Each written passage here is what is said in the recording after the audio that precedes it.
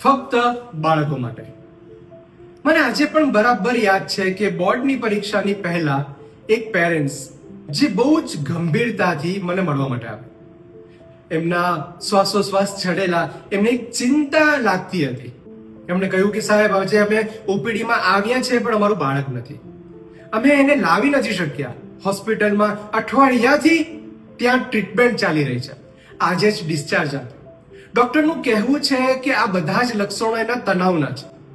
જ્યારે હિસ્ટ્રી લીધી ત્યારે વિગતે ધ્યાનમાં આવ્યું કે વોમિટિંગ, ઉબકા, પેટની ગડબડ, હેન્સીવરિંગ, હેડેક જેવા લક્ષણો એના તણાવને કારણે હતા. કોઈ ફૂડ પોઈઝનિંગના લઈને ન હતા, પરંતુ આ વાતને હવે થોડુંક મોડું થઈ ચૂક્યું છે. પેરેન્ટ્સે એક રિક્વેસ્ટ કરી કે સર, જો તમે આજે હોમ વિઝિટમાં આવી શકો તો. અને એક્ઝામ પહેલા અમારા પાસે આવા કેટલાય ફોન રડકતા હોય કે જેમાં અમે શાંતિથી કદાચ જવાબ નથી આપી શકતા. પરંતુ આ કેસમાં જ્યારે હું હોમ વિઝિટમાં ગયો ત્યારે મેં જોયું કે દીકરીના ઘરમાં કેટલાય મેડલોની હારમાળા હતી.